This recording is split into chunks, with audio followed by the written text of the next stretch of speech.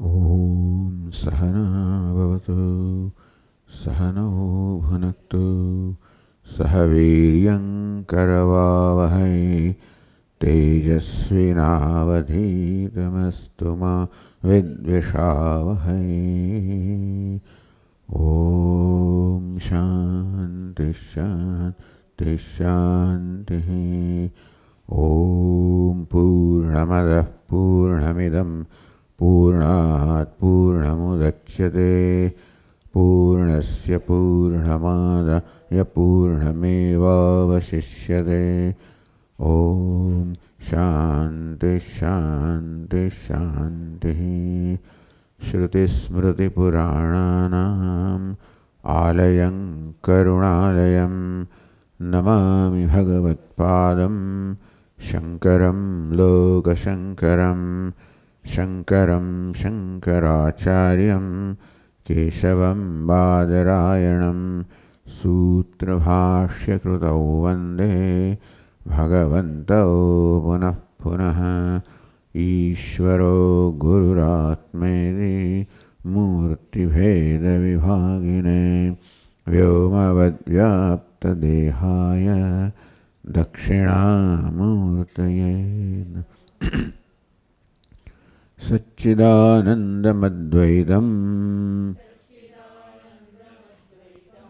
सर्वाधिष्ठानमुत्तमम्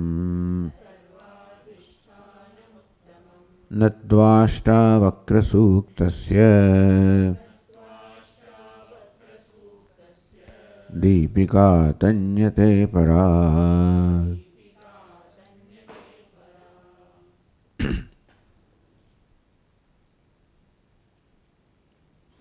निर्वासनो निरालम्बः स्वच्छन्दो मुक्तबन्धनः क्षिप्तः संस्कारवातेन चेष्टते शुष्कपर्णवत्।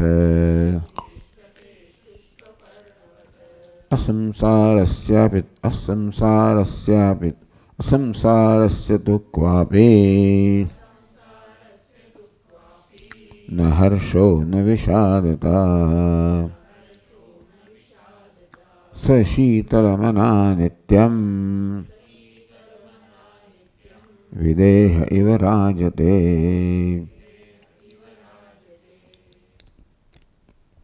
असंसारस्य तु क्वापि न हर्षो न विषादता। असंसारस्य यस्य संसारः न विद्यते, જેનો સંસાર વિદ્યમાન નથી એને અસંસાર કયો. સંસાર કેમ નથી? સંસારનું કારણ નથી માટે સંસાર નથી. સંસારની જે વ્યાખ્યા કરતા થઈ શકે, જન્મ મૃત્યુને ચક્રને સંસાર કહેવાય, શોક મોહને સંસ્કાર કહેવાય. એનો હેતુ છે અજ્ઞાન. મૂળ તો એનો જન્મેલો સંકલ્પ દેહોહમ. આ પ્રકારે હું દેહ છું, અલ્પ છું, મર્યાદિત છું. તો અજ્ઞાનમાંથી આ પ્રકારનો સંકલ્પ જન્મ્યો પોતાના માટે. સેલ્ફ જજમેન્ટ, પોતાનું જજમેન્ટ જન્મ્યો, પોતાના માટેનો સંકલ્પ જન્મ્યો, નિશ્ચય જન્મ્યો, ગ્રંથિ જન્મી. આ ગ્રંથિ જ બાકીના બધા જ દુઃખોનું કારણ છે. શોક મોહ બધું જન્માવનારી આ વસ્તુ છે. એટલે સંસાર હેતુ સંકલ્પ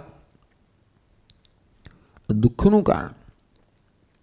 માત્ર જન્મનું કારણ નહીં, જીવનનું કારણ નહીં, પણ દુઃખનું કારણ જે છે આ સંકલ્પ છે. કયો સંકલ્પ છે? અહંકાર, દેહોહમ, આ ઉપાધિ હું છું એ પ્રકારનો સંકલ્પ. તો જેને પોતાના સ્વરૂપનું વાસ્તવિક જ્ઞાન થયું, તો જો હું ખરેખર કોણ છું? હું તો બ્રહ્મ છું, પૂર્ણ છું, અનંત છું, અસીમ છું. આ પ્રકારનું જ્યારે અપરોક્ષ જ્ઞાન થયું, દર્શન થયું, અનુભવ થયો, એટલા જ માટે કે આત્મા સ્વયં પ્રકાશી જ રહ્યો છે. પ્રકાશ એટલે કે એક ક્ષણે આત્મા અનંત રૂપે પ્રકાશ પ્રકાશમાન જ છે. અને અત્યાર સુધી જેના વિશે ગેરસમજ હું ધરાવતો હતો એના વિશે હવે સાચી સમજ પ્રાપ્ત થઈ ત્યારે મને જોયું કે હું તો આ છું. ત્યારે બધો સંકલ્પ હું અલ્પ છું જતો રહ્યો. એને કારણે સંકલ્પ જન્મનારા જે કંઈ બધા એના પરિણામો હતા, જેને આપણે શોક, મોહ કહીએ, દુઃખ કહીએ, સંતાપ કહીએ, એ પણ સર્વ જતું રહ્યું. તે સંસારી મુક્ત છે એનું એની અભિવ્યક્તિ શું છે? ન હર્ષો ન વિષાદ ક્વાપી. ક્યાં હર્ષ નથી, ક્યાંય વિષાદ નથી. અલ્પ માનતો તમારી જાતને ત્યારે કશીક વસ્તુ થાય અને હું એકદમ ઉભરાઈ જાઉં, હર્ષનો આવેગ આવે. બીજું કશું થાય એકદમ હું ખાલી થઈ જાઉં, શોકનો આવેગ આવે. પૂર્ણમાં કોઈ વૃદ્ધિ પણ નથી, ક્ષય પણ નથી, હર્ષ પણ નથી, શોકનો કોઈ આવેગ નથી. શીતલ મનાહ. આ પ્રકારના આવેગથી મુક્ત મન કેવું છે? શીતલ મનાહ. આ કેવું છે? શીતળ મનવાળો. તો શીતળ મનનો અહીંયા એનો સમજાવે કે ઉર્મી રહિત મન, બધા આવેગોથી મુક્ત મન. આ મન પોતાની સ્વાભાવિક સ્થિતિમાં છે. બધા આવેગોથી મન સંપૂર્ણ શાંત, જેને કહેવાય શીતળ કહો, શાંત કહો. કે મનના આત્માઓ કોઈ ભેદ નથી. એટલા જ માટે આત્માનું જે સ્વરૂપ છે એ મનનું સ્વરૂપ છે. તો પોતે શીતળ મનાહ, પ્રશાંત ગાઢ શાંતિમાં જે પોતે નિષ્ઠ છે. નિત્યમ વિદેહે વિરાજતે. જેને દેહ રહિત હોય, એટલા જ માટે દેહમાં કોઈ પ્રકારનો અહંભાવ નથી. દેહની સભાનતા હોય જ્યારે વ્યવહાર હોય ત્યારે, જેમ જગતની સભાનતા હોય. આગળ કહ્યું તે પ્રમાણે, જેમ શંકરાજી મહારાજે કહ્યું, અન્યના દેહમાં જેવી રીતે મને અહંભાવ હોતો નથી કે મમ ભાવ હોતો નથી, એ જ પ્રકારે પોતાના દેહમાં પણ અહંભાવ નથી, મમ ભાવ નથી. એ માટે બધા પ્રકારના બંધનો, બધા પ્રકારના સંકોચ દૂર થઈ ગયા. વ્યક્તિત્વ પ્રકાશતો નથી, ખીલતો નથી. અનેક પ્રકારનો સંકોચ છે. અર્થાત મારી જાતને જેવી છે તે વ્યક્ત થવા દેતો નથી. એના વિશે મને ઘણી બધી શરમ છે. મારામાં આવા બધા આ પ્રકારના દોષ છે. મારામાં જે પ્રકારના દોષ બધા મને દેખાતા હોય એને હંમેશા છુપાવી રહ્યો હોય. તેથી મારી જાતને વ્યક્ત કરવાની સ્વતંત્રતા નથી મને, કે મારો સ્વીકાર નથી. મારી જાતના કેટલા અંશે હું સ્વીકારતો નથી. એને સ્વીકારો, એને પણ પૂર્ણપણે સ્વીકાર, કોઈ બિનશરતી સ્વીકાર નથી મારી જાતનો. અને માટે હું જેવો છું તેવો મારી જાત પ્રગટ કરતો થવા દેતો નથી. આ રીતે સતત સંકોચ અનુભવું છું, મુક્ત નથી. એટલા જ માટે પ્રકાશમાન નથી. રાજતે,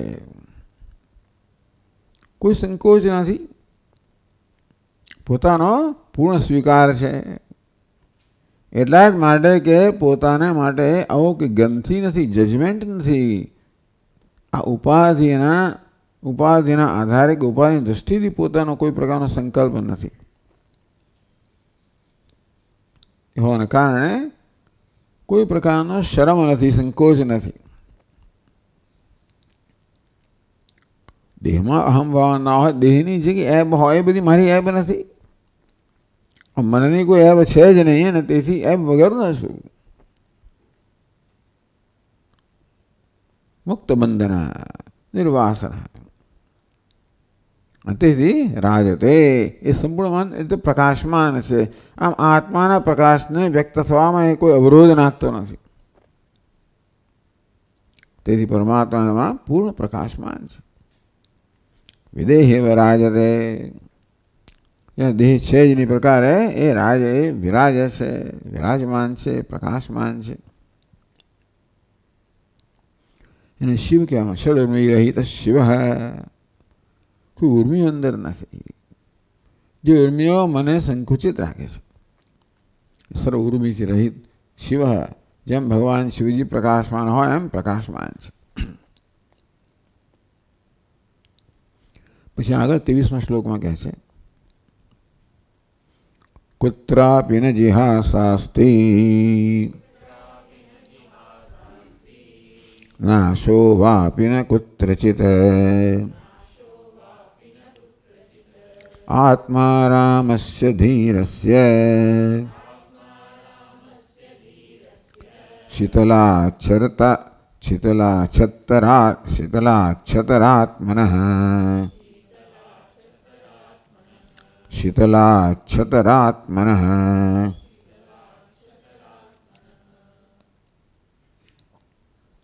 શીતલાક્ષર આત્મનઃ શીતલ અક્ષતર આત્મનઃ બે શબ્દોને એવી રીતે સમાસ કરવામાં આવ્યો.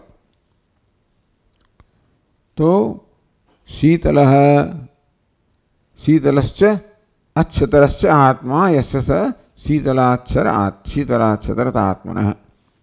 શીતલ ને અક્ષતર આત્મા એટલે મન. શીતલ અક્ષતર અક્ષ એટલે સ્વચ્છ. અક્ષને શું ઉપસર્ગ સ્વચ્છ થાય.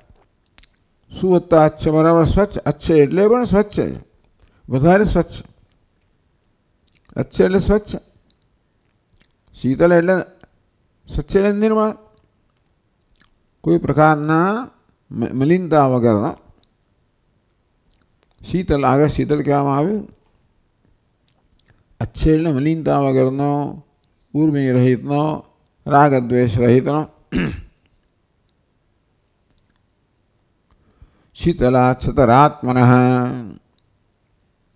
આ પ્રકારે શીતલશ્ચ અક્ષતરશ્ચ આત્મા મનઃ યસ્ય સઃ. જેનો આત્મા જેનું મન છે એ શીતળ છે. તો આગળ કહ્યું અક્ષતર સ્વચ્છતર છે. સ્વચ્છ નહીં પણ સ્વચ્છતર છે, વધારે સ્વચ્છ છે. એવા જ્ઞાનીના એને કારણ કેવું છે આત્મા રામસ્ય. જે આત્મામાં રમણ કરનાર છે. આત્મક્રીડા આત્મરતિ. આત્મા ક્રીડા કરનાર છે, આત્મા રતિ કરનાર છે, રમણ કરનાર છે. એવું રમણ કે રતિ કે ક્રીડા એટલા માટે વાપરે કે એ દ્વારા આનંદ વ્યક્ત થઈ રહ્યો છે. ક્રીડા થઈ રહી હોય, કોઈ સાથે રમતગમત થઈ રહી હોય, કેવો આનંદ આવે. રમણ થઈ રહ્યો, આપણને ગમતી ચીજની અંદર મન રમણ કરી રહ્યું છે. જે ક્યાં આપણને પ્રિય હોય ઘણા મન એમાં જ રમણ કરતું હોય, એનો એક આનંદ છે રતિ.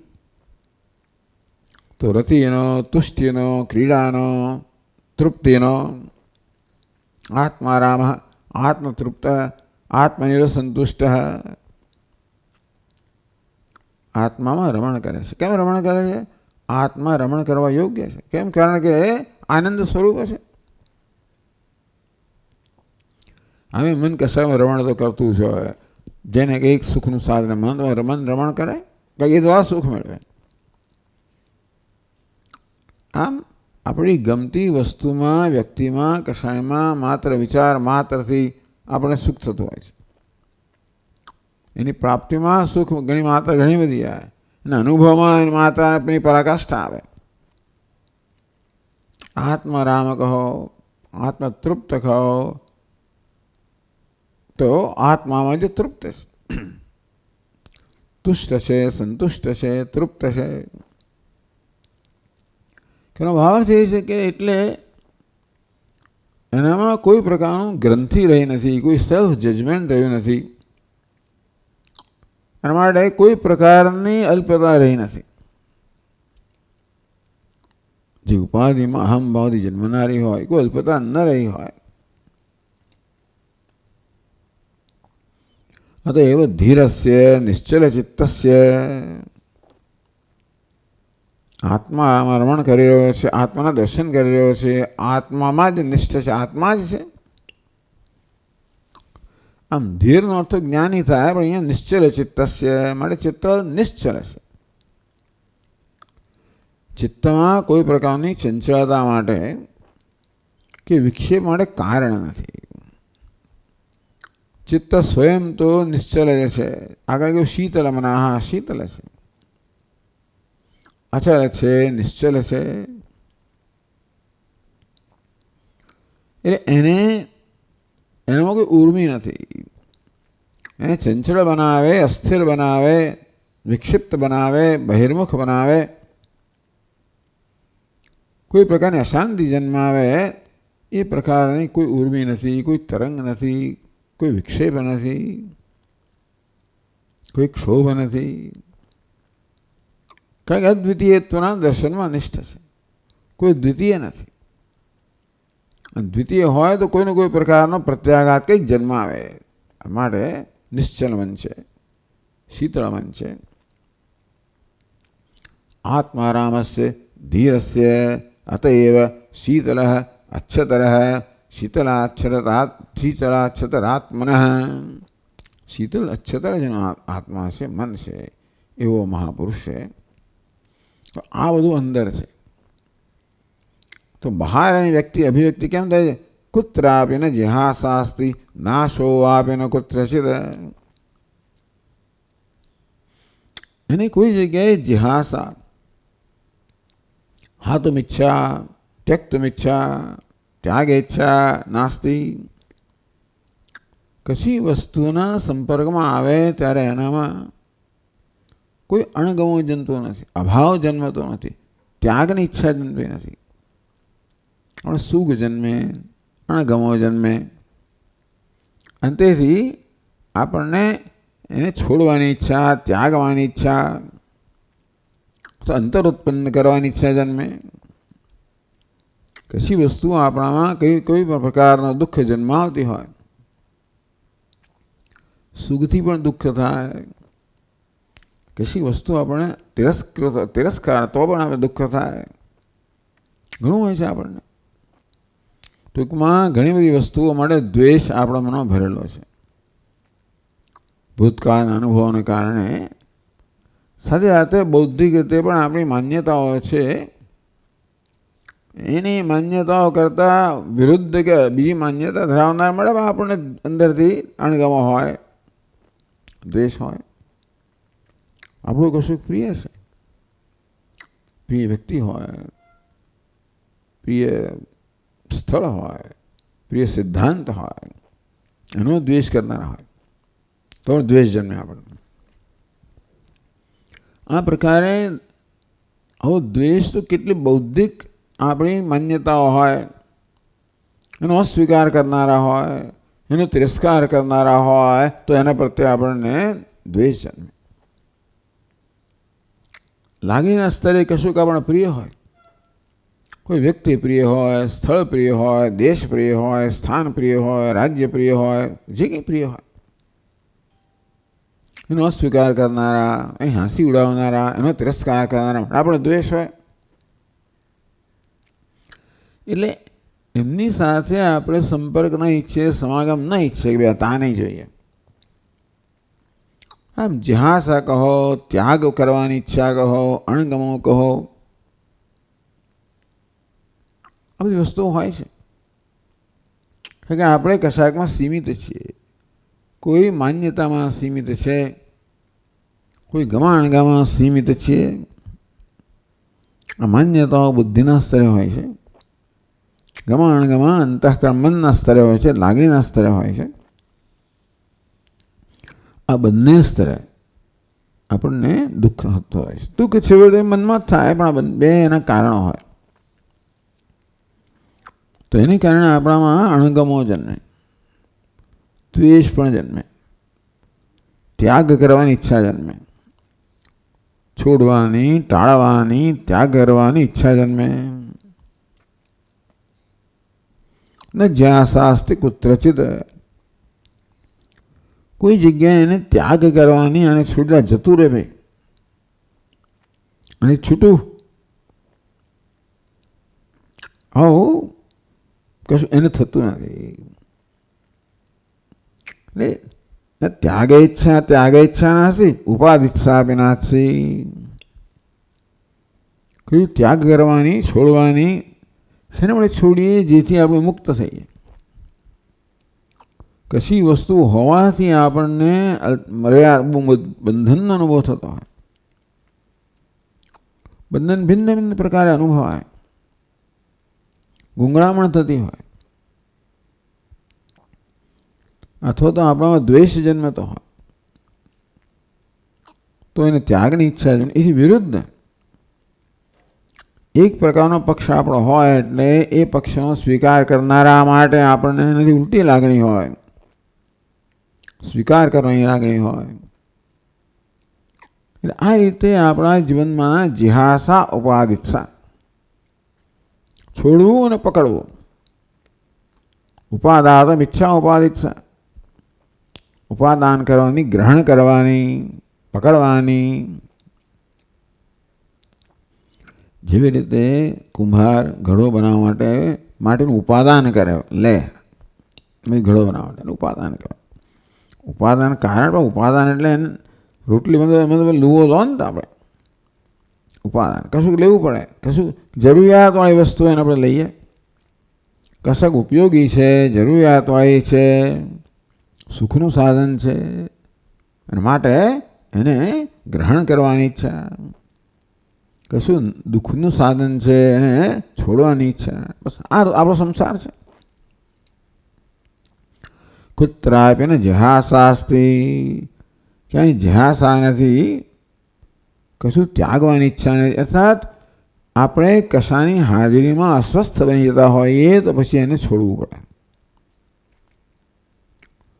અને કશાની હાજરી આપણને સ્વસ્થતા પ્રદાન કરતી હોય તે બી પકડવું પડે. આમ સ્વયં આપણે સ્વસ્થ નથી. આપણી સ્વસ્થતાનો આધાર કશીક વસ્તુ પર છે, કશીક ઘટના પર છે, કશીક વ્યવસ્થા પર છે. તો હું સ્વસ્થતાનો અનુભવ કરું. હું સ્વયં મારા વડે સ્વસ્થ નથી. એટલા જ માટે કશીક વસ્તુ મને સ્વસ્થ બનાવી શકે અથવા કશીક વસ્તુ મને સ્વસ્થ બનાવી શકે. જ્યાં આંતરિક અધૂરપ છે ત્યાં મનમાં વૃદ્ધિ પણ થઈ શકે, મારામાં ક્ષય પણ થઈ શકે. કશું મને સ્વસ્થ બનાવે, એની હાજરીમાં સ્વસ્થતાનો અનુભવ કરો. ઈચ્છું કે એને પકડી રાખો. કશાકની હાજરીમાં અસ્વસ્થતાનો ઈચ્છું કે એને છોડું. કુત્રાપીને જિહાસાસ્તી ઉપાદિત્સાપી નાસ્તી, એનો સંબંધ બતાવે છે. બધા સાથે કમ્ફર્ટેબલ છે, સ્વસ્થ છે. આ પ્રકારે આનું નામ બધા કમ્ફર્ટ ઉત્પન્ન થઈ છે. એમ પોતાની સાથે કમ્ફર્ટ જન્મેલી છે. મુખ્ય પોતાનો જ્યારે સંપૂર્ણ સ્વીકાર છે, બિનશરતી સ્વીકાર છે, ત્યારે બહારની શરતની જરૂર નથી. અમુક વસ્તુ થાય તો હું સુખી ક્યારે હોઉં? જ્યારે મારો સ્વીકાર હોય ત્યારે. બહાર કશુંક બને ત્યારે હું સુખી થવાનો થઈ કે બહારની કશીક વસ્તુ હું મારો સ્વીકાર કરું. મારો સ્વીકાર બહારની વસ્તુ પર આધારિત છે. અને તેથી કોઈ બહારની વસ્તુ મારામાં અસ્વીકાર જન્માવી શકે મારા પ્રત્યેનો. મારે માટે મહત્વનો તો મારો સ્વીકાર છે. આત્મારામસ્ય, જ્યાં પોતાનો સંપૂર્ણ સ્વીકાર છે, સંપૂર્ણ કમ્ફર્ટ છે, પોતાનાથી સ્વસ્થતા છે. એટલે કશીક વસ્તુ મારી સ્વસ્થતામાં કોઈ પ્રકારનો વિક્ષેપ લાવી શકતી નથી,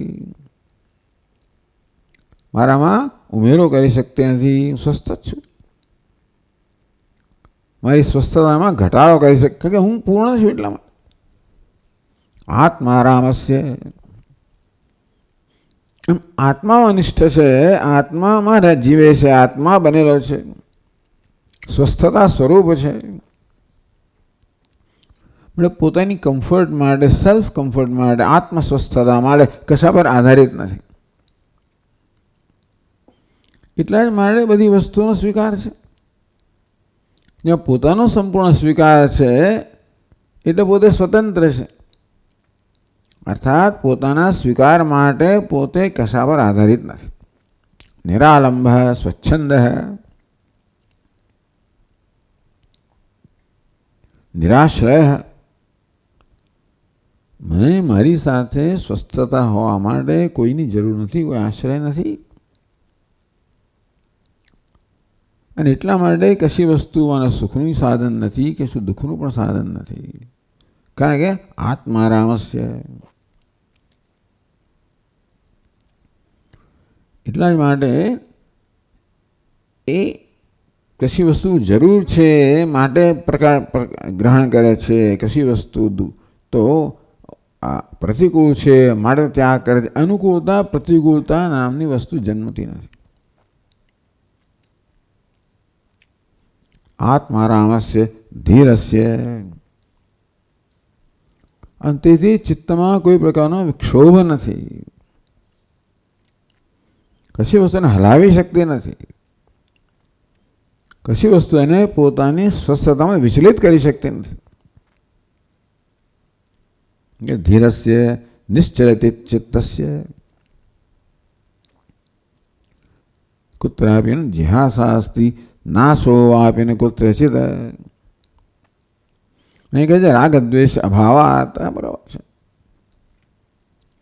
રાગ કશા માટે હોય તો કશા માટે દ્વેષ હોય તો જિહાસા હોય, કશા માટે દ્વેષ હોય તો બીજો રાગ હોય માટે ઉપાધિત્સા હોય. એટલે સરળ ભાષામાં કહીએ તો જિહાસા ત્યાગ તક્તિમ ઈચ્છા કરે તેના દ્વેષ છે, એમણે જિહાસા હોય.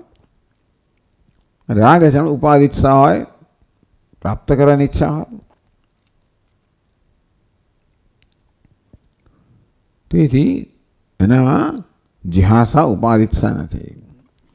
જિહાસા મનને અસ્વસ્થ બનાવે, ઉપાધિત્સા પણ અસ્વસ્થ બનાવે. જિહાસ એટલે કે છોડવાની ઈચ્છા, એટલે છૂટ્યા છોડવું જ પડે એવી જાતનો. એટલે આપણામાં એ પ્રકારની એક દબાણ નથી જન્મે. અને ઉપાધિત્સા એટલે કશું પકડવું જ પડે, કશું મેળવવું જ પડે, હોવું જ પડે, અનુભવવું જ પડે. આ પ્રકારની આવું એક બંધન જન્મે, એક પરવશતા જન્મે. એ મનને અસ્વસ્થ બનાવે. નથી આવું કશું. માટે આત્મારામ નિશ્ચલ મન. નાશોવાપી ન કુત્રચિત નાશોપી અનર્થોપી કુત્રચિત નાસ્તે. કશી વસ્તુને કારણે પોતાનો નાશ થતો હોય, અર્થાત પોતાનામાં કોઈ પ્રકારની ક્ષીણતા આવતી હોય, કશું ગુમાવવાનું હોય. નાશોપી નવા કશી વસ્તુ મારામાં એ પ્રકારે કોઈક નાશનો ભાવ ઉત્પન્ન કરે, ગુમાવાનો ભાવ ઉત્પન્ન કરે, કશું નષ્ટ થઈ ગયું, હું નષ્ટ થઈ ગયો, બીજું તો બીજા કોઈના નાશના આપણી ચિંતાઓ નથી. બીજી વસ્તુના નાશને આપણે આપણી સાથે જોડીએ અને મારો નાશ થઈ રહ્યો છે તો જ મને કંઈ અસર થાય, બાકી અસર ના થાય. નાશ કે તો ઘણી જગ્યાએ થઈ રહ્યો, પણ એ મારો અનર્થ ના બને જ્યારે મારી સાથે કંઈક જોડાયેલો હોય. અસંગ છે, કશા સાથે જોડાયેલો નથી. એવું કેમ થાય છે? કારણ કે ઉપાધિમાં જોડાયેલા હોવ તો ઉપાધિ સાથે જોડાયેલી વસ્તુ સાથે હું જોડાઈ જાઉં. મારો દેશ છે, એને કશું થાય, એના પર આક્રમણ થયું, મારા પર આક્રમણ થયું. મારો દેશ છે, એની હાંસી ઉડાવે કે મારી હાંસી ઉડે છે. આ પ્રકારે આપણે સંબંધિત થઈ જઈએ છીએ. એને કારણે પછી મારામાં હર્ષ શોક જન્મતો હોય. કોઈ જાતનો નાશ નથી, અનર્થ નથી, સંતાપ નથી. કુત્રચિત નાસ્તિ અનર્થ હેતો અજ્ઞાનસ્ય અભાવાત. અનર્થનો બધા અનર્થનો હેતુ તો છે અહમભાવ જ. ઉપાધિમાં અહમભાવ જે આત્માના અજ્ઞાન જન્મે છે, માટે અજ્ઞાનસ્ય અભાવાત. ત્યારે પોતાને ખબર પડી કે હું કોણ છું. હું જોઉં છું કે હું તો ભાઈ પૂર્ણ છું. એ મારા અનુભવનો કહો જ્ઞાનનો વિષય બને છે. એ પણ જોઉં છું કે હવે હું સ્વતંત્ર છું. કઈ સ્વતંત્ર? કોઈ વસ્તુના પ્રભાવથી મુક્ત છું. કશું મને વધારે સુખી બનાવે, મારામાં વૃદ્ધિ, એવું કશું છે જ નહીં. હું પૂર્ણ છું અને બધી વસ્તુઓ પૂર્ણ છે. જેટલો આદર મને મારા માટે છે એટલો આદર બધી જ વસ્તુઓ માટે છે, જે હોય તે ખરો. કે બધી વસ્તુનો વેશ ઓછામાં ઓછું મહત્વનો બનતો જાય. દરેક વસ્તુના વેશનું અધિષ્ઠાન જે જ મહત્વનું બનતું જાય.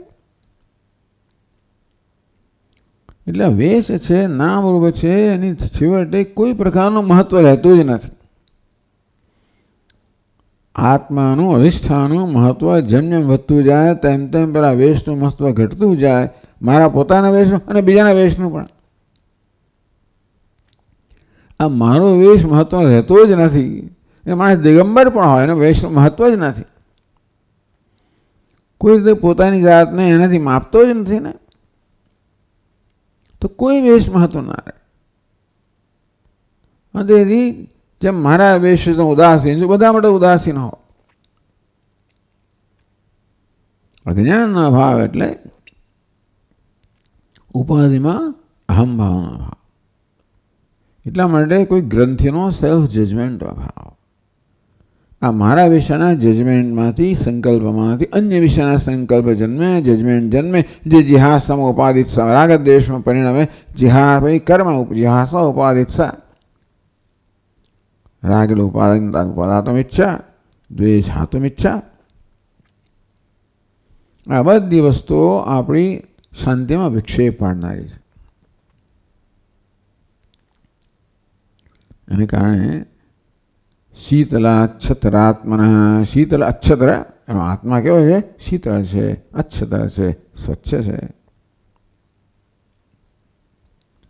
આ પ્રકારે આ જ્ઞાની પુરુષ આંતરિક સ્થિરતા બતાવે છે. બહારના જગત પ્રત્યે એનો કયા પ્રકારનો અભિગમ છે એ પણ બતાવે છે. આગળ કહે છે 24મા શ્લોકમાં,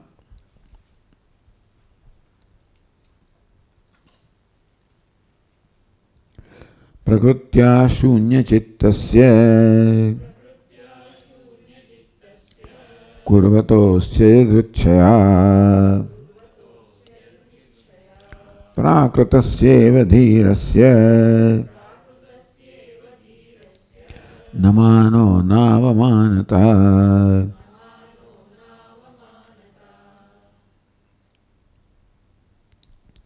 પ્રકૃત્યા ભિન્ન ભિન્ન રીતે ચિત્તનું વર્ણન કરે છે.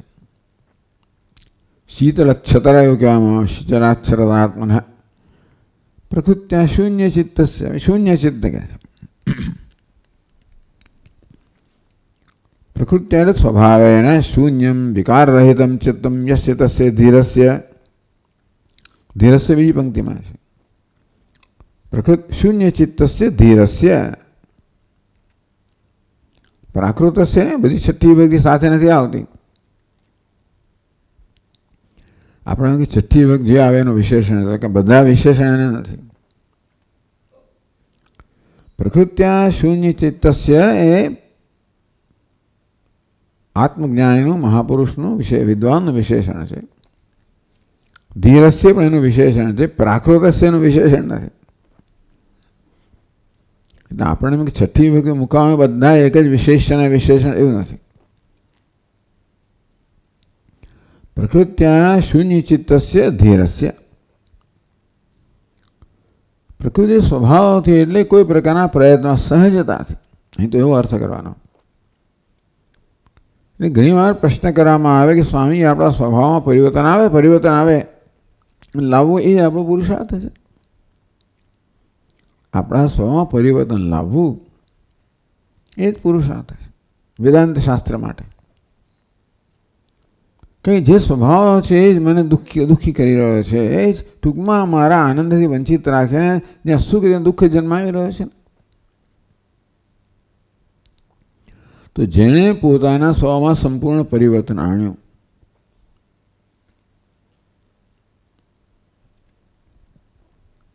એ પ્રકારનું જીવન જીવીને પરિવર્તન ચિત્તમાં ક્યારે આવે? એ પ્રકારનું જીવન જીવીએ ત્યારે. અર્થાત જે આપણા મૂલ્યો છે આપણા જીવનમાં વ્યક્ત થાય, વ્યવહારમાં વ્યક્ત થાય, એ રીતે ધીમે ધીમે એ બધા મૂલ્યો છે એના સંસ્કાર દ્રઢ બનતા જાય. મૂલ્યો એટલે આત્માને અનુકૂળ ટૂંકમાં આત્મા સ્વભાવ, એના સંસ્કાર જેમ દ્રઢ બનતા જાય તેનો પ્રત્યાઘાતો જે છે, રિએક્શન છે, આવેગો છે, ધીમે ધીમે ધીમે ક્ષમતા જાય. શૂન્યમ વિકાર રહિતમ એટલે આવેગ રહિતમ ચિત્ત છે. શૂન્ય અર્થ નહીં કે ચિત્ત જ નથી, પણ ચિત્ત સ્વયં તો કોઈ પ્રકારની દુઃખ મુશ્કેલી જન્માવતો નથી. એ અનર્થ જન્માવ, આવેગો અનર્થ જન્માવે છે. કામ એશ, ક્રોધ એશ, એમ ભગવાને કહ્યું. કામ છે, ક્રોધ, લોભ ઉમેર્યો, કામ, ક્રોધ, લોભ, મોહ, મદમાત્સર્ય, ચાર એટલે બધાનું હું કામ છે, ઈચ્છા છે, આગ્રહ છે. એ આગ્રહો જન્મે છે પોતાના જ બધી ગ્રંથિઓમાંથી. પોતે અસ્વસ્થ છે, પણ સ્વસ્થ થવાની જરૂરિયાત વાળો છે. અને સ્વસ્થતાનું ભાઈ એની વ્યાખ્યા કરો. આ વસ્તુ અહીં હોય તો હું સ્વસ્થ છું, અહીં તો નથી. અમુક વસ્તુ બને તો હું સ્વસ્થ છું, નહીં તો નથી. આગ્રહ કે આમ બનવું જોઈએ, આમ થવું જોઈએ, ના થવું જોઈએ. આમ અન્ય પ્રત્યે જે પ્રકારના આગ્રહો જન્મે છે એ બધા છેવટે પોતે મનમાં પોતાના વિશે જે ગ્રંથિઓ ધરાવતો હોય છે બધી જન્મે છે. આપણે જોવાનું છે, આપણે વ્યક્તિત્વમાં આ બધું, આ બધી વસ્તુ જોવાની છે અને જોવું કે કેવું આ બધું કામ કરી રહ્યું છે. મારા વિશેની મારી પોતાની ગ્રંથિઓ કેવી રીતે અનેક પ્રકારની મારી આગ્રહો જન્માવે છે. આગળ પૂરું થાય તો હું સ્વસ્થ છું, પૂરું ન તો હું અસ્વસ્થ છું. આ ગ્રંથિઓને કારણે અસ્વસ્થતા, તેથી પોતાની સ્વસ્થતાની જરૂરિયાત માટે અન્ય પ્રત્યે આગ્રહો. આગળ પૂરું ન તો અસ્વસ્થ બની જવું. દ્વેષ, ક્રોધ જન્મે, દ્વેષ જન્મે, ક્રોધ જન્મે વગેરે વગેરે. એટલે આ પ્રકારે પોતાની પ્રકૃતિનું અહીં પ્રકૃત્યા, પોતાની પ્રકૃતિ કહો, સ્વભાવ કહો, એનું આપણે સતત નિરીક્ષણ કરીને હંમેશા એના વિશે સમજ પ્રાપ્ત કરવી જોઈએ. સભાનતા, સમજ, અને પછી એની કેમ કામ લેવું, આ બધું આપણે રોજ વેદાંત શીખવાડે છે. નહીતર તો પછી સ્વભાવસ્તુ પ્રવર્તતે, એવો સ્વભાવ પ્રવર્તમાન છે.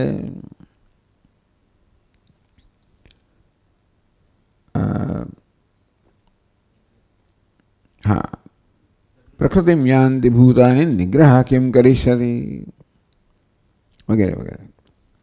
તો પ્રકૃતિને જ બધા અનુસરણ કરે. પ્રકૃતિથી બધા પ્રભાવિત છે, પ્રકૃતિ નિયંત્રિત છે. એ પ્રકૃતિ નિયંત્રણમાંથી એનું નામ જ બંધન, એમાંથી મુક્ત થવાનું છે.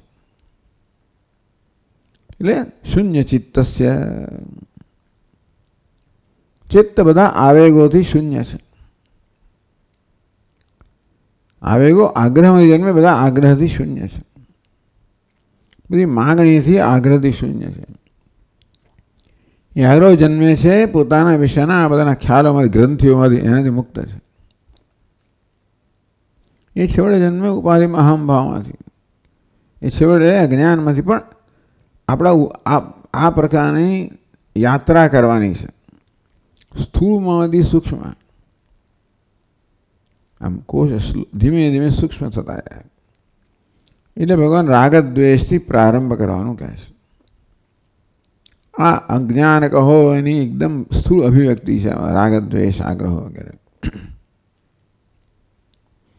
એની સાથે ધીમે ધીમે કામ લેતા લેતા લેતા પછી આપણે સૂક્ષ્મ અને સૂક્ષ્મતર બનતા જઈએ. એમ કરીને શૂન્ય ચિત્ત,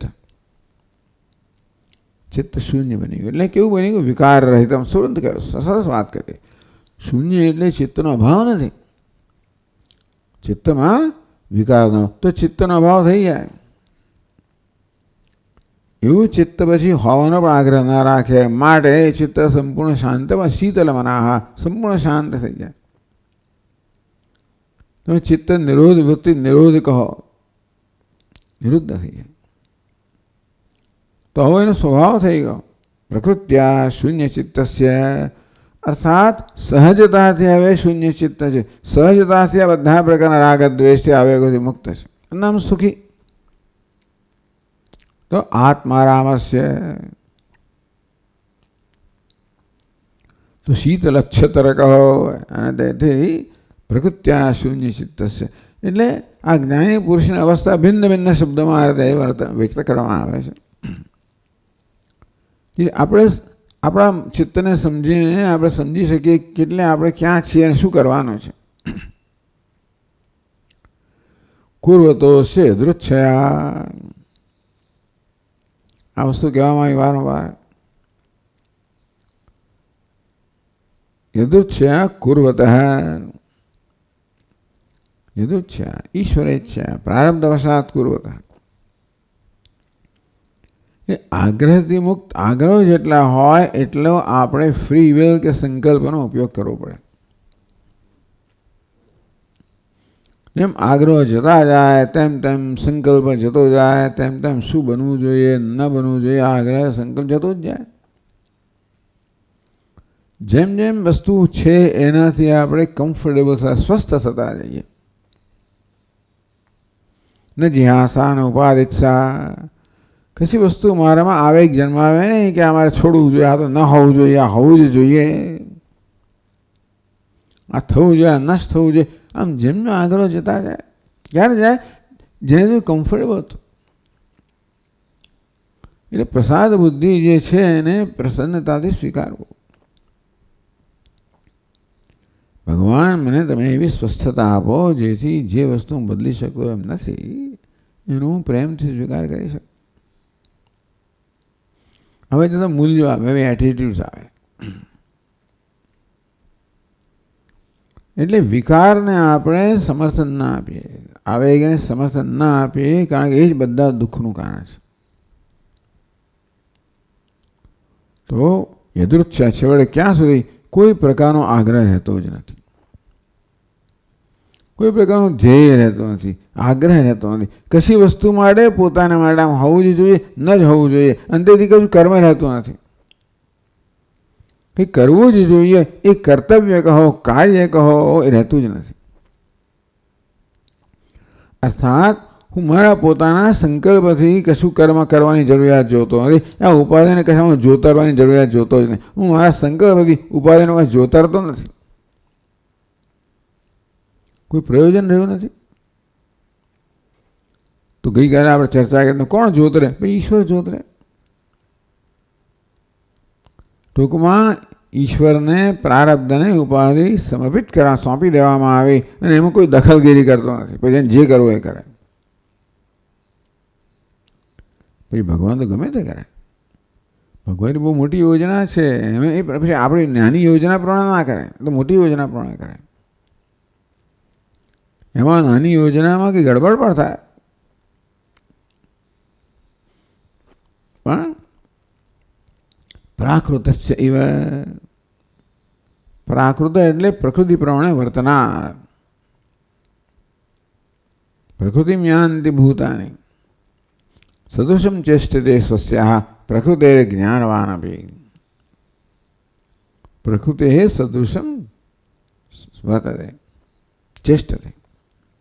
આમ પોતાની પ્રકૃતિને અનુસરીને બધા ચેષ્ટા કરતા હોય છે. એવું સામાન્ય એક ઓબ્ઝર્વેશન કહેવામાં આવ્યું કે પ્રાણી માત્ર પોતાની પ્રકૃતિ સંચાલિત થઈને વર્તતા હોય છે. પછી એટલે કે પ્રકૃતિ યાન્તિ ભૂતાની, બધા જ ભૂતો પોતાની પ્રકૃતિથી સંચાલિત છે.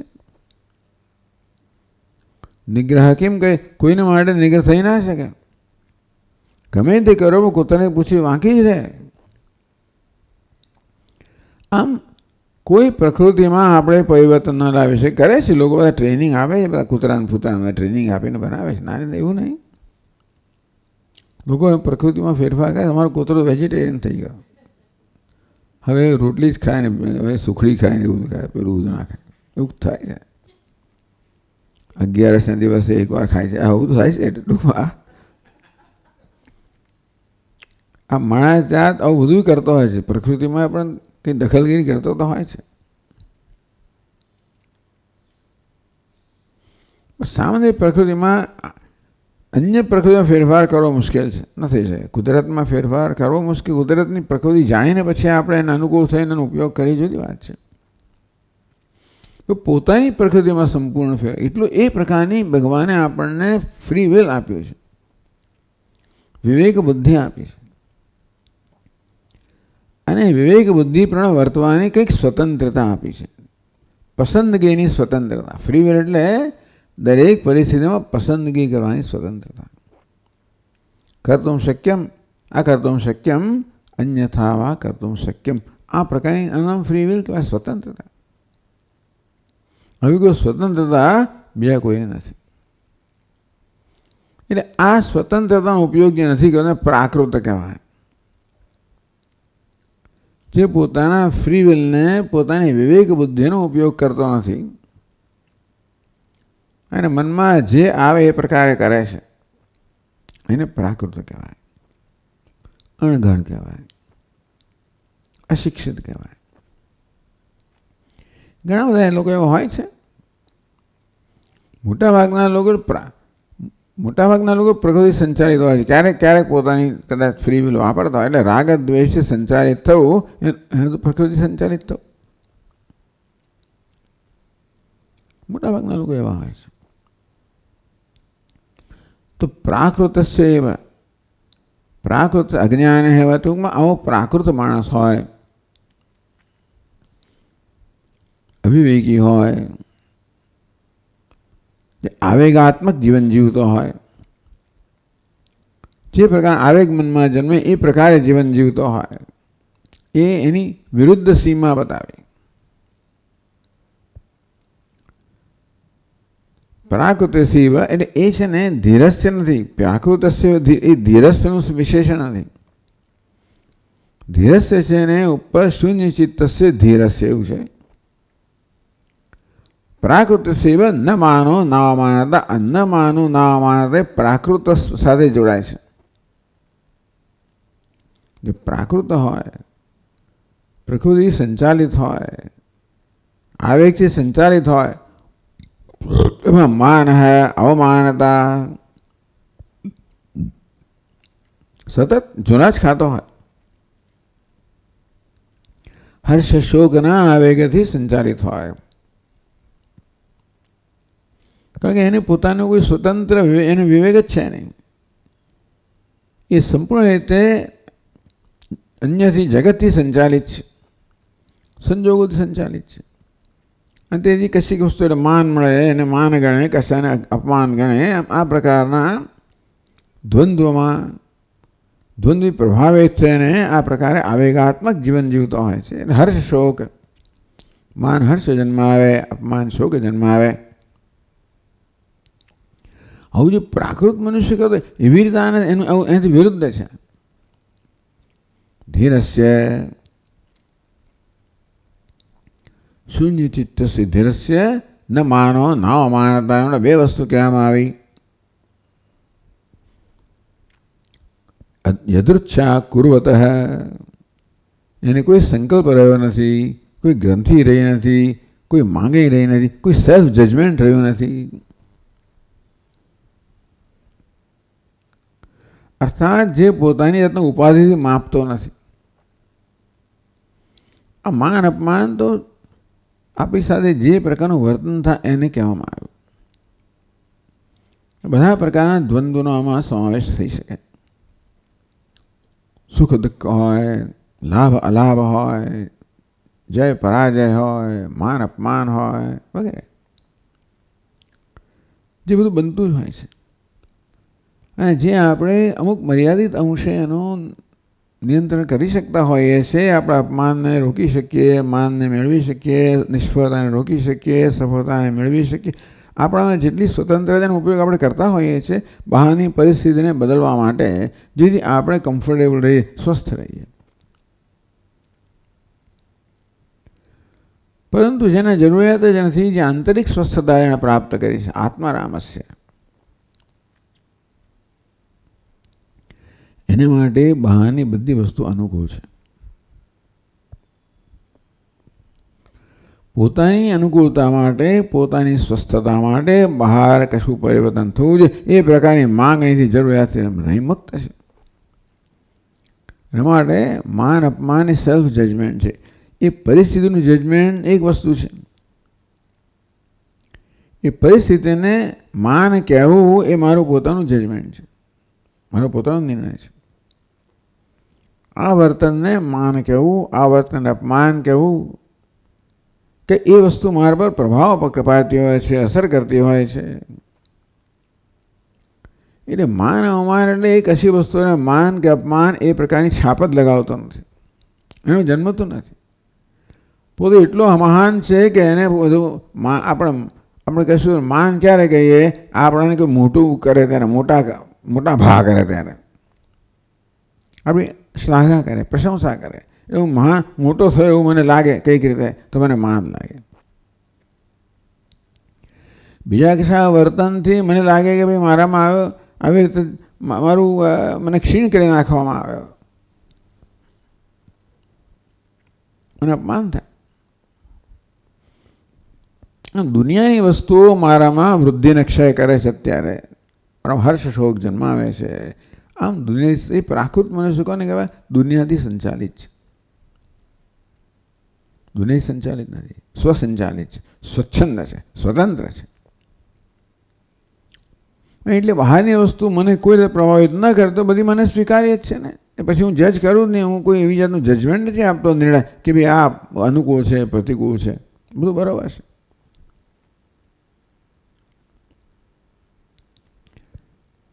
અસ્ય વિદુષઃ સ્વમાન અપમાન અનુસંધાનમ નાસ્તિ. આપણે સ્વનું અનુસંધાન તો હોય જ છે, પણ સ્વ સાથે ઉપાધિનું પણ અનુસંધાન હોય છે. અમાન અપમાન ઉપાધિને સ્પર્શ કરતા હોય છે.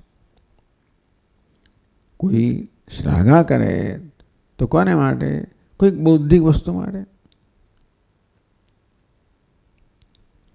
કોઈક સિદ્ધિ માટે શ્લાઘા કરે, જે સિદ્ધિ ઉપાધિના સ્તરે છે. બુદ્ધિના સ્તરે હોય, કંઈક સર્જન કર્યું એના સ્તરે હોય, શરીરથી કંઈક સિદ્ધિ કરી હોય, લાંબી દોડ, ફલાણી દોડ, લોંગ જમ્પ વગેરે. એટલે આ બધી સિદ્ધિઓ છે. અને હું મારી સિદ્ધિ માનતો હોઉં અને એનું કોઈક સ્વીકાર કરે કે એનો કોઈ આદર કરે તો મારો આદર થયો, એવું થયું ને. અને હું નપાસ થયો અને આમાં એ પ્રકારે અનાદર તો મારો અનાદર થાય. એટલે પોતાનો આદર અનાદર થતો હોય છે ઉપાધિમાં જોડવાથી. જેટલા વધારે જોડાયેલા હોય એટલા વધારે સેન્સિટિવ હોય છે, ટચી. જ્યાંક થયું ને એને અસર થઈ જાય. બહુ ધ્યાન રાખવું પડે. વોકિંગ ઓન પેલા કે વોકિંગ ઓન એગ શેલ્સ. એક શેલ ખબર ને, ઈંડાની શેલ. ચાલતી વખતે કે બહુ ધ્યાન રાખવું પડે. વોકિંગ એ માઇન્ડ ફિલ્ડ, પેલા કે માઇન્ડ એટલે ક્યારેક એક્સપ્લોઝન થાય કહેવાય નહીં. પણ આ બધી વસ્તુઓ પણ અંદરની આ બતાવે છે કે આવી રીતે આપણે આટલા સેન્સિટિવ ન હોઈએ કે દરેક વસ્તુ આપણો આટલી બધી અસર કરતી હોય. છેવટે કશી જ અસર ના કરે, ઇનસેન્સિટિવ થાય એટલા માટે નહીં, પરંતુ આપણે સુપર સેન્સિટિવ થયા. એના માટે આ બધી સેન્સિટિવિટી મુક્ત પર થઈ ગયા. એનું સ્થાન છે, બરાબર છે. બાળક કશું બોલતું હોય તેને આપણે મગજમાં ના લે તો શું અપેક્ષા રખાય? કૂતરું ભસતું અપેક્ષા શું રખાય? આમ કેવા આપણે બધી વસ્તુઓને સ્વીકારતા હોઈએ છીએ, એ પ્રકારે બધી જ વસ્તુઓને જ્યારે સ્વીકાર હોય બધું બરાબર છે, બધું તુચ્છ છે, એનું કોઈ મહત્વ નથી. એટલી રીતે એ પ્રકારે મારામાં આવી જાતની વિશાળતા આવે, મારો આ પ્રકારનો વિકાસ થાય. તો પછી માન અપમાન અનુસંધાન, ન સ્વમાન અનપાન અનુસંધાનમ નાસ્તિ. કશુંક બહાર થયું એની સાથે મારું અનુસંધાન થાય, એની મારા પર જે પ્રવાહનો પ્રભાવ પડે હોય, પ્રકારનો પ્રભાવ પડે હોય એ પ્રકારે અનુસંધાન થાય. માનનું એટલે કે માની આત્માનું અનુસંધાન થાય. અપમાન એટલે અપમાની આત્માનું, ટૂંકમાં જેનું અપમાન થયું એ પ્રકારનો આત્મા, જેને માન એ પ્રકારના આત્માનું જ અનુસંધાન થતું હોય. કેવો જેને માન પ્રાપ્ત થયું એવો આત્માનું અનુસંધાન થાય. અપમાન પ્રાપ્ત થયું, સફળતા પ્રાપ્ત થઈ, નિષ્ફળતા પ્રાપ્ત વગેરે વગેરે. આમ બહારના સંજોગોનો પહેલા આ પ્રકારનો નિશ્ચય કરવામાં આવે અને પછી દ્વારા આત્માનો નિશ્ચય કરવામાં આવે અને એ રીતે સતત બિચારું મન ઝોલા જ ખાતું હોય. એટલે કહ્યું શૂન્ય ચિત્તસ્ય, એટલે આ પ્રકારના આવેગોથી મુક્ત.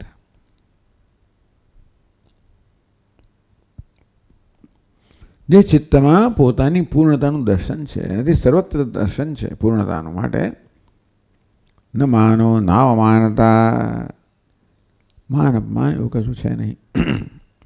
એટલે એ વસ્તુને એ પ્રકારે ઓળખતો નથી, મૂલવતો નથી, અને એથી પોતાને પણ એવું મૂલવતો નથી. આપણે પહેલાં આસપાસની વસ્તુને મૂલવીએ, જગતને મૂલવીએ, એ દ્વારા પોતાને મૂલવીએ અને એ પ્રકારે પછી પોતાનો પ્રત્યાઘાત જન્મે.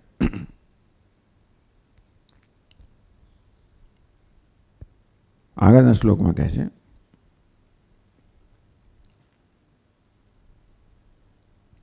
કૃતમ દેહેન કર્મેદમ ન મયા શુદ્ધ રૂપિણા ઇતિ ચિંતાનુરોધીયઃ કુર્વન્નપી કરોતિ ન.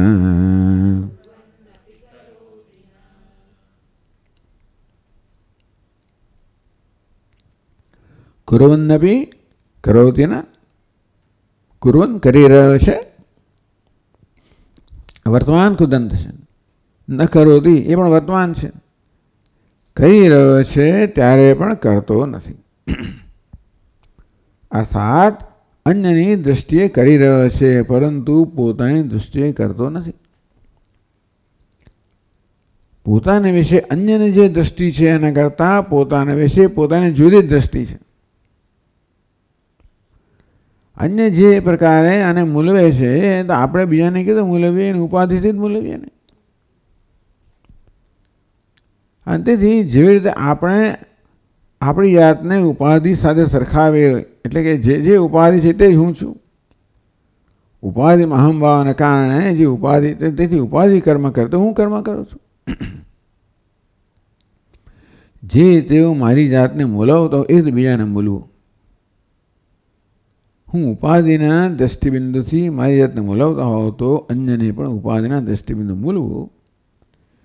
તેથી ત્યાં દેહ કામ કરી રહ્યો હોય તો હું કહું એ કામ કરી રહ્યો છે. હું કુર્વન કર્મ કરી રહ્યો છે ત્યારે એ કોની દ્રષ્ટિ છે? એ અન્યની દ્રષ્ટિ છે, એ પ્રેક્ષકોની દ્રષ્ટિ છે.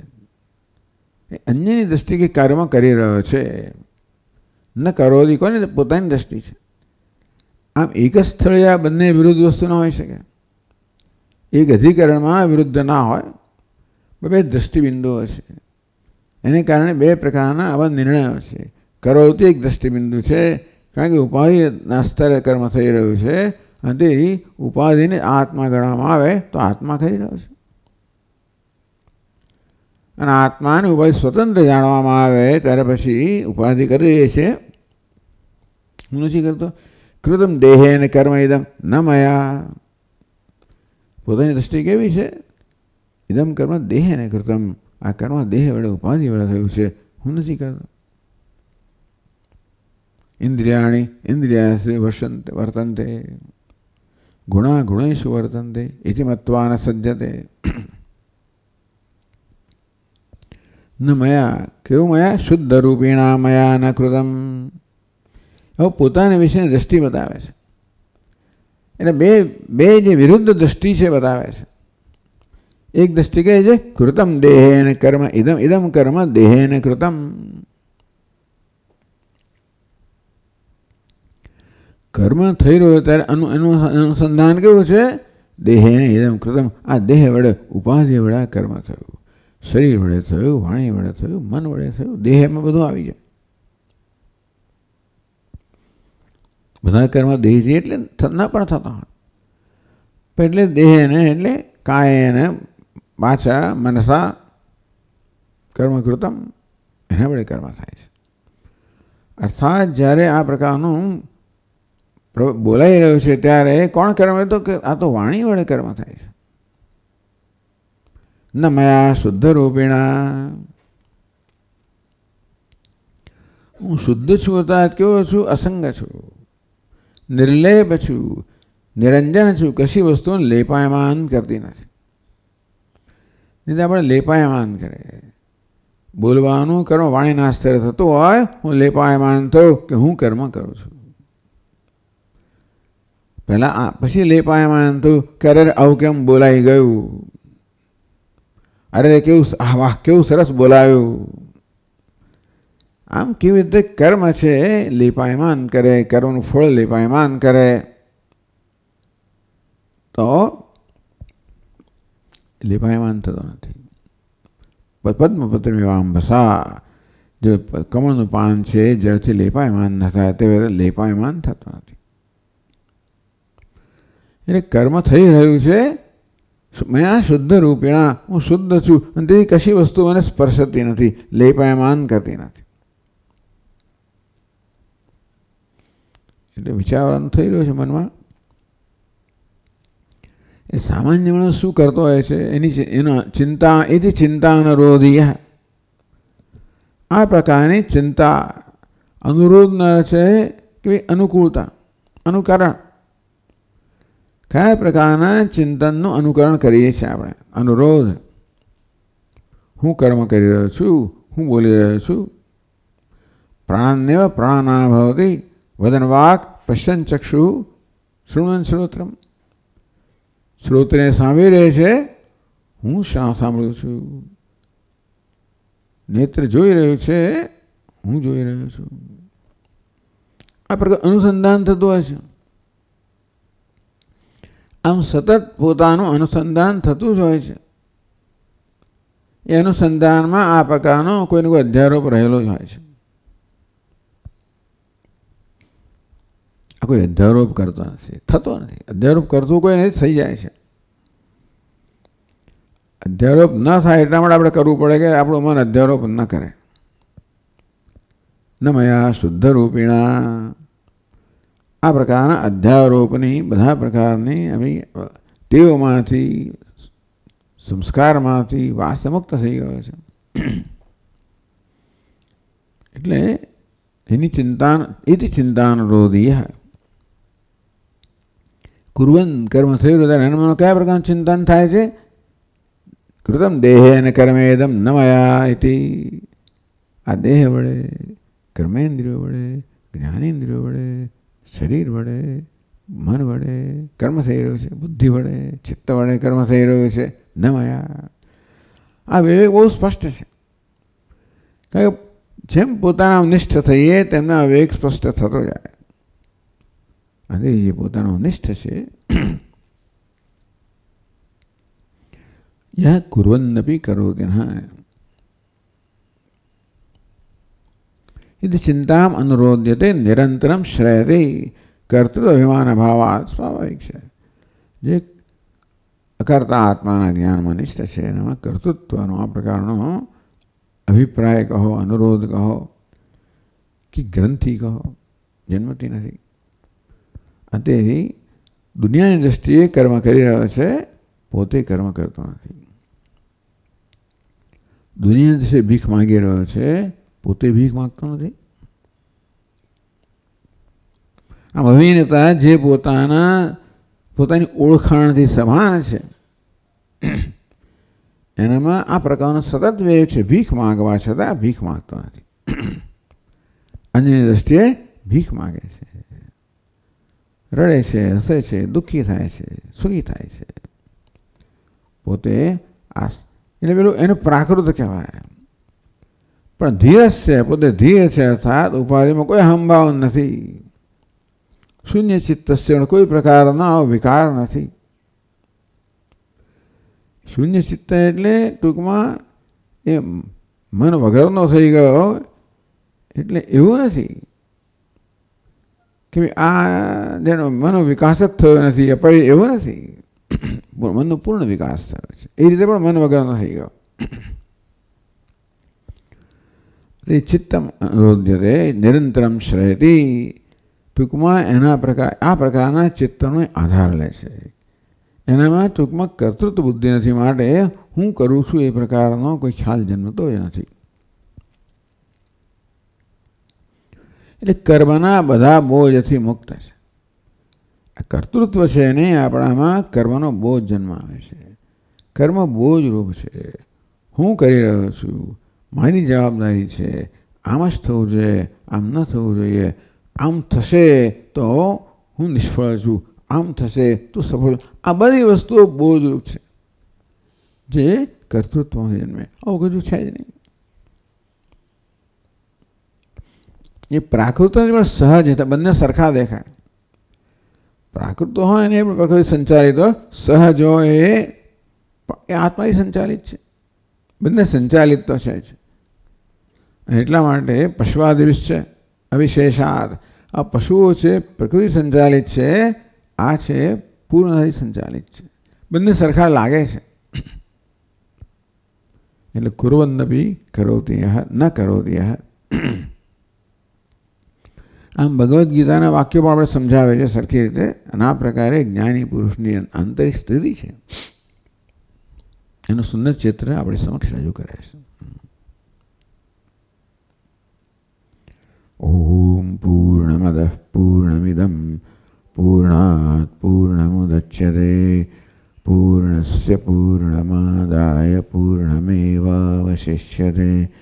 ઓમ શાંતિ શાંતિ શાંતિ. શંકરં શંકરાચાર્યં કેશવં બાદરાયણં સૂત્રભાષ્યકૃતૌ વંદે ભગવन्तौ પુનઃ પુનઃ. ઈશ્વરો ગુરુરાત્મેતિ મૂર્તિભેદવિભાગિને વ્યોમવદ્વ્યાપ્તદેહાય દક્ષિણામૂર્તયે નમઃ. ઓમ શાંતિ શાંતિ શાંતિ. હરિ ઓમ.